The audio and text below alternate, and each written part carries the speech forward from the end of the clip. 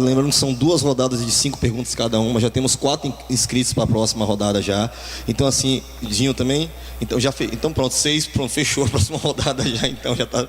Então assim, eu sei que todo mundo quer falar, é isso. Eu sei que é intensa, é muita coisa a se dizer, mas por uma questão de ordem mesmo. Então Socorro fecha essa primeira rodada. Eu quero apenas pedir para o professor Rui que fale um pouco sobre o que nós estamos vivendo com bens naturais comuns, imprescindíveis à vida, e o principal deles é água. E nós estamos vivendo uma crise hídrica no nosso município, na nossa região, e algo que a gente tem que entender é a importância de plantar água. E para plantar água nós precisamos preservar as florestas e plantar mesmo. Plantar. Um outro tema que é extremamente importante, que também diz respeito aos bens naturais comuns, independente de todos os espaços públicos que nós temos, como a rua, as praças, né? Eu acredito que são os serviços que são prestados de tratamento, por exemplo, dos esgotos que saem das nossas casas, né? O tratamento de esgoto, a rede de esgoto, como é que é isso hoje no nosso município? Como é que está a prestadora de serviço de distribuição de água? Como é que está a perda de água no nosso município? Nós perdemos água no caminho, água tratada. Como é que a água tratada é usada no nosso município? As pessoas têm consciência disso? Agora, professor Ramayana, depois que o Rui falar, eu também gostaria de falar sobre a questão que você colocou da grade curricular e do tema na escola, principalmente no ensino fundamental, que é quando a gente prepara os futuros homens e mulheres, porque é do município essa responsabilidade, né? E como é que nós podemos trabalhar isso? A gente sabe que essas perguntas aqui, comentários vindos de mim aqui, são mais para a gente aquecer o assunto para o momento final, o ápice da nossa noite, que é formulação de indicadores relacionados ao bem comum. E, nossa, é uma honra para a gente ficar aqui compartilhando com vocês, com Ramayana, com Paulo. Eu não registrei o seu nome, mestre. Fabrício, Klaus, Socorro. Escrevi aqui o nome de Fabrício. E começando pelos comentários de Ramayana, você falando da sua experiência do Acre, que eu sei, quer dizer, sei um pouquinho, mas eu imagino que seja vasta, a experiência que você teve lá na área cultural e também do processo político do Acre, no final dos anos 70, início, especialmente dos anos 80, né? E você trouxe o tema da educação e a relação que nós temos entre teoria e prática, que eu vejo assim, é show de horror, né? A nossa sociedade, ela, não sei de onde veio isso, mas a gente acabou herdando uma cultura educacional que é bom o sujeito saber. Então ele teorizar, abstrair conhecimento é maravilhoso. E aquele que faz, ele é uma pessoa sem muita importância, né? Então a gente criou uma separação enorme entre aquele que teoricamente tem o conhecimento com aquele que faz as coisas. Outro dia eu fiquei encantado vendo uma casa de pedra, uma casa medieval, e fiquei olhando aquela casa, aquelas pedras encaixadas ali, pedras maiores, pedras menores, fiquei observando a sabedoria do camarada que fez aquilo. O cara não usou cimento, não usou nenhuma amálgama, apenas o encaixe das pedras. Aí eu fiquei pensando, quem é que fez isso? Claro, um pedreiro. E aí eu fui entender o significado da palavra pedreiro, né? O camarada que sabe mexer com pedra, né? O cara faz a casa, né? O pedreiro começa com o cara que pega pedras e faz uma casa, né? Assim como o padeiro, assim como o ferreiro, assim como o seringueiro, né? O oleiro. E a gente acabou desvalorizando essas profissões, esses ofícios que são extraordinários no fazer as coisas, né? E no caso nosso, dos bens comuns, Eu acho mesmo, Ramayana, que a gente precisa criar uma agenda, e eu acho que a gente tem que dar uma atenção hoje à noite a isso. Como é que a gente coloca como meta, como indicador de resultado, uma educação prática relacionada ao bem comum, aos bens comuns, né? A gente, inclusive, no fim de semana, fazer uma propaganda aqui, um movimento de pessoas resolveu criar uma discussão no Rio do Engenho sobre a situação daquela comunidade, as perspectivas daquela comunidade. Gente, eu confesso a vocês que eu fiquei assim, uma mistura de sentimentos impressionante. Do potencial enorme daquele lugar, né? Estou citando apenas um lugar. Poderia citar da Lagoa Encantada, poderia citar da Mata da Esperança, poderia citar da Ilha dos Frades, quem foi que provocou esse assunto? Foi Paulo, né? Foi Paulo. Eu queria tocar nesse assunto, Paulo. Mas assim, Ilhéus está cheia de tesouros. E essa sociedade aqui de 184 mil habitantes, se a gente puder mover essa população para ela tomar iniciativas, para ela fazer coisas que melhorem a cidade, talvez esse, Socorro, seja o maior desafio da gente, é a gente criar uma chama de mobilização e de ação concreta na cidade. É fazer com que as pessoas dediquem tempo, o seu tempo pessoal, para o bem comum. Eu acho que esse é o maior desafio da gente. E isso pode ser institucionalizado, né? A gente pode desenhar com escolas, com o Instituto Federal, com a Universidade de Santa Cruz, com escolas particulares, né? Que na verdade não são escolas particulares, elas são escolas, né? Que são públicas também, não? Só que tem gestão de pessoas fora da área governamental, mas são escolas públicas também, tem funções públicas, né? Eu não gosto muito dessa dicotomia escola pública, escola particular, eu acho isso uma coisa meio estranha. Mas fazer com que pessoas ou que projetos educacionais estabeleçam agendas concretas de interferência na cidade, isso tem um valor educacional absolutamente extraordinário, né? Imagina você identificar uma escola, ou fazer com que uma escola se identifique com uma determinada causa na cidade e ela coloque energia, não apenas um ano, um período letivo, mas de uma maneira continuada, para que aquela questão comum ali, ela seja tratada adequadamente. A gente tem a gente tem o mercado municipal, que a gente poderia colocar energia.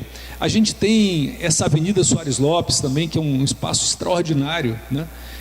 E vocês cumprem uma função extraordinária aqui. O Teatro Popular de Ilhéus é um bem comum, né? Ela não pertence a vocês, ela pertence a todos nós, né? E vocês estão aqui como missionários carregando essa causa do Teatro Popular de Ilhéus, mas o uso dessa avenida de uma maneira cultural, etc. E no caso do Rio do Engenho, gente, é inacreditável.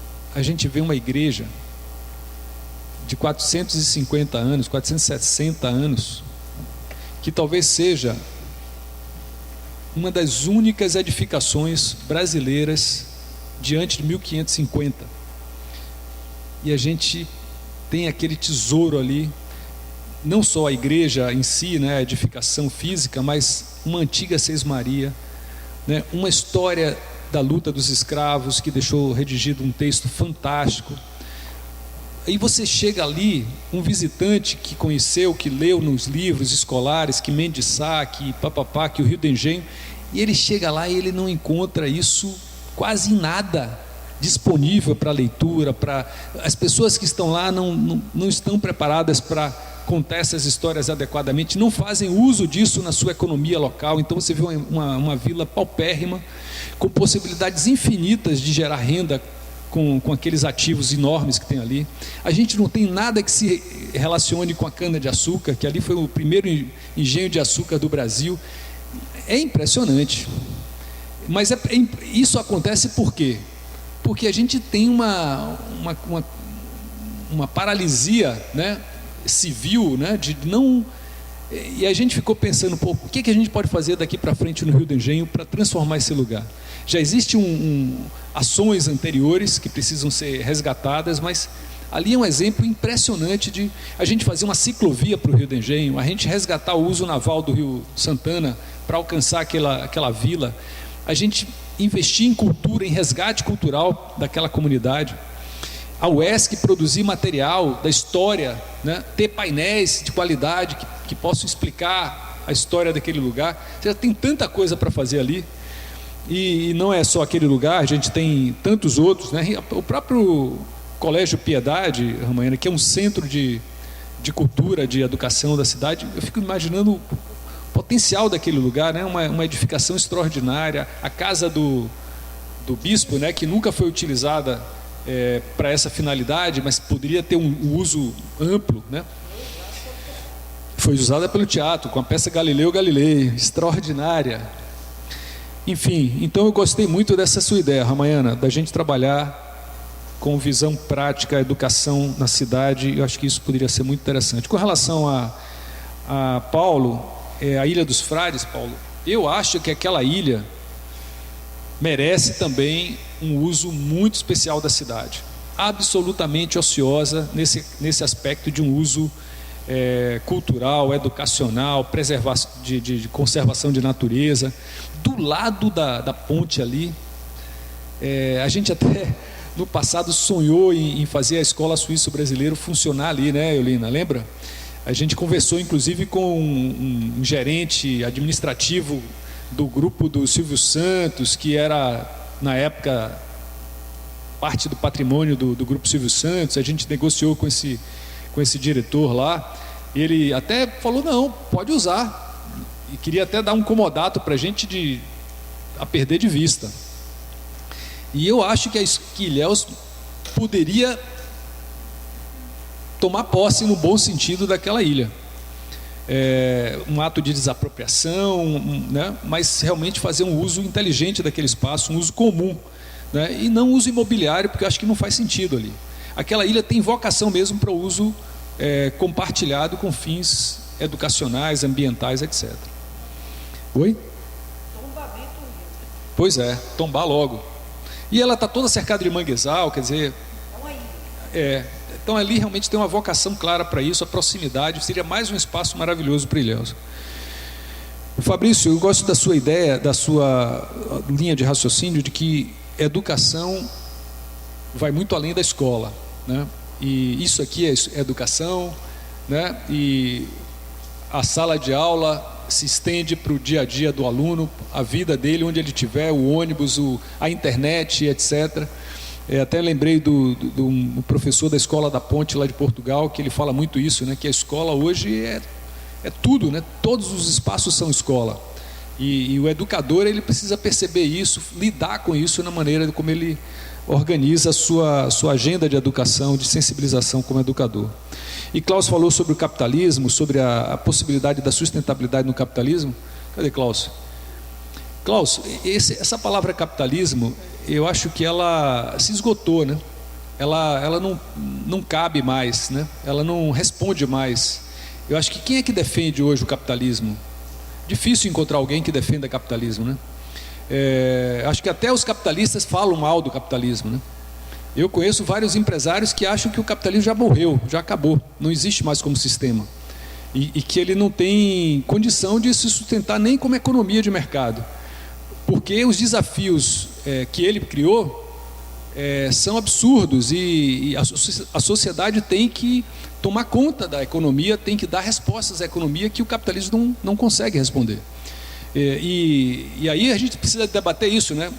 Comprar o produto da agricultura industrial carregado de agrotóxico, ou comprar o produto local mais orgânico, feito pelas comunidades locais.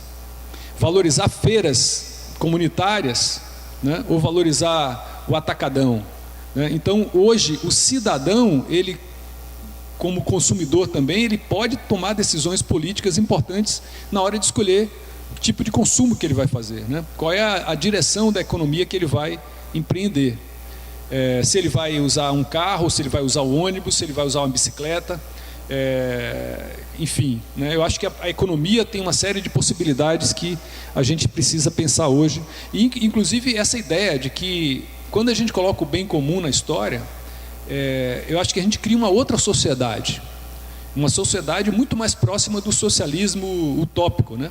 Que é de você imaginar que você tem uma série de coisas comuns, inclusive a palavra comunismo advém do comum, né? Da comunidade, a unidade no comum, e de você compartilhar responsabilidade, compartilhar cuidado naquilo que é comum. Então eu acho que a trajetória da humanidade, só há espaço, eu imagino, para uma sociedade que valoriza o bem comum, senão ela não sobrevive como sociedade.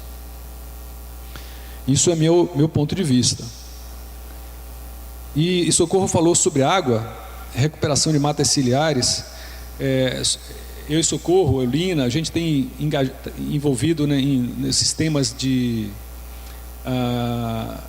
enfrentar a seca, né, da região e como dar respostas de longo prazo para esse assunto. Socorro, a gente tem visto isso mais de perto, né?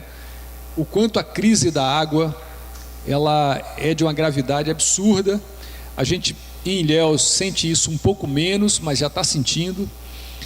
Eu tenho visto no rádio o pessoal inclusive atacando o Ministério Público, porque o Ministério Público teoricamente criou alguma dificuldade para usar a água da Mata da Esperança, e atacam a promotora porque não deixou usar a água.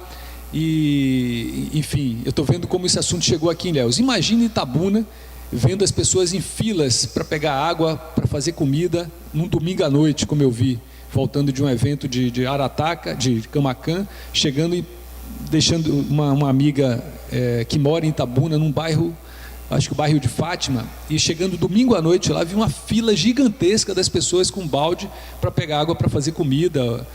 Eu não imaginava a crise da maneira tão séria como está sendo, né? E como responder a isso? Você falou de plantar água, né? De recuperar as matas ciliares, reflorestar a região. Eu acho que a região precisa fazer um esforço enorme para recuperar a economia cacaueira. Eu acho que o cacau e sistemas agroflorestais biodiversos são a solução para essa região, são a vocação dessa região, assim como floresta. E construir uma economia nessa região de agrofloresta, o cacau e tantas frutas tropicais que nós temos, e árvores e florestas ciliares, são a única maneira de sustentar 1 milhão de pessoas nessa região. Essa região tem 1 milhão de pessoas vivendo numa área de aproximadamente 3 milhões de hectares, e eu não vejo condição de uma população dessa ordem, né, de 1 milhão de habitantes, possa ter vida digna no futuro sem recuperar essa paisagem florestal que a gente tem. Então temos um mega desafio pela frente, e Ilhéus está até muito melhor do que outros municípios, mas também ele tem um dever de casa a fazer. É isso. Eu acho que a gente já tem vários pontos aí que vão definir um pouco a nossa agenda futura. Segunda rodada, começando aqui. Boa noite, Odailson. Eu sou funcionário público na área de saneamento e faço parte do GT do Grupo de Trabalho de Requalificação e Implantação da Coleta Seletiva no município de Ilhéus. Eu cheguei um pouco atrasado, mas eu vi a parte do bem comum, né? E talvez vou pegar alguns engajamentos do que o pessoal falou aqui em relação à educação, projetos, né?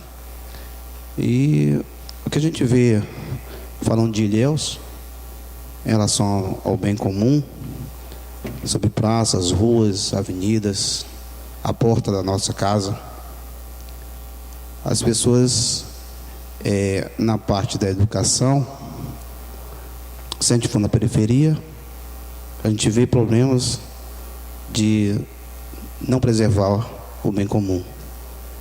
Se a gente vai no centro da cidade, a gente vê também a mesma coisa. A gente vai nos grandes empreendimentos de condomínios, a gente vê também a mesma coisa. Aí, quando a gente fala assim, vivenciar o dia a dia, né, na educação, as pessoas, eles não estão olhando mais o mundo da janela para fora. Muitos pensam só no eu, entram nas suas casas e não vivenciam o dia a dia. Eu estou falando isso porque Eu moro no bairro, no Hernanissá, e a gente vê o nível de cultura das pessoas, e dia a dia você vê o pessoal saindo com seu cachorro e não leva seu saquinho para pegar o cocô do seu cachorro. As pessoas constroem, compra cimento, compra areia, paga para levar para casa, compra seus móveis, paga para levar para casa. Mas na hora de descartar, o que é que ele faz? Muitos deles jogam nas vias públicas e quer responsabilizar o município pelo seu lixo, por aquilo que ele gerou. Então, quando Paulo fala de um projeto que deu certo, esse projeto devia ser continuado. Entendeu? Deveria ser continuado. Projeto que deu certo. Infelizmente, Ilhéus, eu estou falando Ilhéus porque se colocou bem comum em relação a Ilhéus, né? Ilhéus não tem uma visão de continuidade. Não tem projetos para o hoje, para o amanhã e para o depois do amanhã. Então, eu acho que dessa forma que a gente tem que começar a pensar não só a educação dentro da escola, mas a educação dia a dia na rua. Seu nome? Fabrício, uma pessoa de formação, tem um bem, né? Mas ele joga um papel pela janela. Aí, será que ele não teve educação para não jogar um papel pela janela? Ou até uma pessoa na periferia que tem um dia a dia de um trabalho de educação de rua, talvez ele não jogue um papel de bombons no chão.